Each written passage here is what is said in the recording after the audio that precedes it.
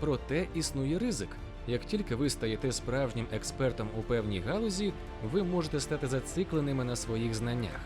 Джефу Безосу необхідно спати щонайменше 8 годин на добу. У Amazon ми плануємо на 5-7 років вперед. Друзі, вітаю! Мене звати Олександр Луценко, я підприємець та блогер. І в цій рубриці ми говоримо про успішних людей та їх принципи успіху. Я впевнений, що вам це відео допоможе і ви зможете покращити своє життя. Наш гість Джеф Безос. Джеф Безос – американський підприємець, засновник інтернет-магазину Amazon.com та аерокосмічної компанії Blue Origin. Найбагатша людина світу з 2018 по 2021 роки за версією агентства Bloomberg. На 2024 рік його особистий капітал становить близько 192 мільярдів доларів. Сьогодні поговоримо про 7 принципів успіху Джефа Безоса. Підписуйтесь на канал, а також дивіться це відео до кінця, тому що в кінці для вас буде бонус. Поїхали! 7 головних принципів успіху Джефа Безоса. Вихід із зони комфорту. Основна стратегія бізнесмена – відмова від звичайного, вихід за межі зони комфорту та усвідомлений вибір ризику та експериментів. Ця принциповість дозволила йому перетворити звичайну книгарню на глобального лідера на світовому ринку. Відмова від мультитаскінгу. Мені не подобається виконувати кілька завдань одночасно. Це мене хвилює. Коли я переглядаю свою електронну пошту, я хочу зосередитися лише на читанні її.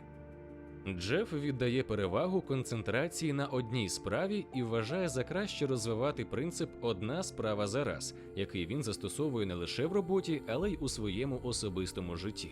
Наприклад, під час обіду чи вечері з родиною він утримується від читання новин, книги, відволікаючих його соціальних мереж та інших розваг.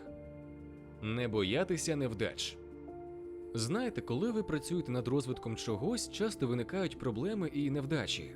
Іноді виникають труднощі, і певні етапи можуть не мати успіху. У таких випадках необхідно повертатися назад і спробувати ще раз. Кожен раз, коли ви стикаєтеся з труднощами і намагаєтеся знову і знову, ви використовуєте власний розум і винахідливість, шукаючи шляхи вирішення проблеми. У мене є безліч таких прикладів з Amazon. За висновками Джефа Безоса, власні невдачі та помилки відображають не лише необхідність, але й цінність, яка сприяє досягненню успіху. Навіть у своїй сім'ї він дотримується цього принципу, дозволяючи дітям використовувати гострі предмети та електроприлади. Хоча багато хто може сумніватися у цьому підході, головна ідея Безоса полягає в тому, що навчання на власних помилках є найціннішим досвідом. Важливі справи планувати на ранок.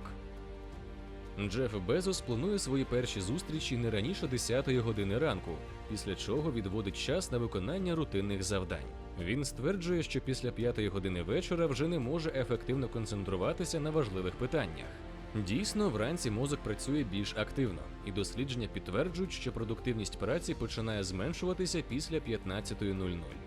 Таким чином, усі важливі зустрічі та справи, які потребують високої розумової активності, рекомендується проводити в першій половині дня. Бути допитливим, не зупинятися дізнаватися щось нове. Інший ключовий принцип, яким керується Безос – постійний розвиток, незалежно від досягнутого рівня успіху. Навіть якщо людина досягла вершин, він вважає, що завжди можна придивитися до будь-якого процесу з нестандартного кута зору та знайти нові рішення, що сприятимуть досягненню ще більшого успіху. Бути винахідником означає мати глибокі знання у конкретній галузі через те, що сучасний світ є дуже складним. Навіть якщо ви на початку не є фахівцем, вам треба постійно вчитися, набирати знання, щоб зрозуміти галузь настільки, щоб стати в ній експертом. Проте існує ризик. Як тільки ви стаєте справжнім експертом у певній галузі, ви можете стати зацикленими на своїх знаннях. Отже, винахідники мають такі парадоксальні вміння – бути справжніми експертами у своїй галузі, працюючи багато годин, але водночас зберігати свіжий погляд на справу, навіть якщо вони мають величезний досвід у цій області. Це ключ до винаходів – мати обидві навички. Якісний сон. Бізнесмен вважає сон своїм головним пріоритетом. Він дбає про якість свого сну і розуміє, скільки годин йому потрібно для відпочинку. За його переконанням, якісний сон сприяє прийняттю правильних рішень у важливих справах, що важливо для керівників.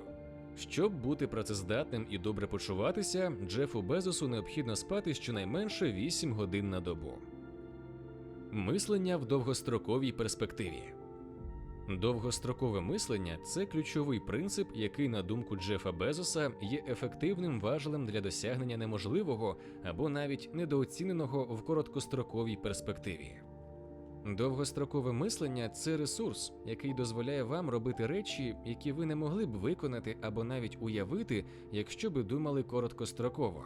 Якщо можна спланувати всю вашу роботу на 3 роки, отже, ви конкуруєте з багатьма людьми.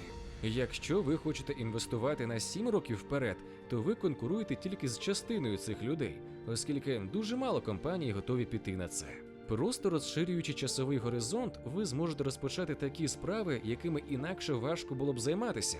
У Amazon ми плануємо на 5-7 років вперед. Він переконаний у тому, що довгострокове мислення є ефективним для розв'язання глобальних проблем. Друзі, ми дійшли до бонусу. Під відео я залишив лінк в Telegram-бот, в якому ви знайдете 2 подарунки. Це PDF-файли 8 кроків для старту в товарному бізнесі, а також топ-5 товарів на весь рік. З вами був Олександр Луценко та рубрика «Успішні люди». Підписуйтесь на канал, ставте лайк та пишіть в коментарях, як вам цей випуск. До зустрічі!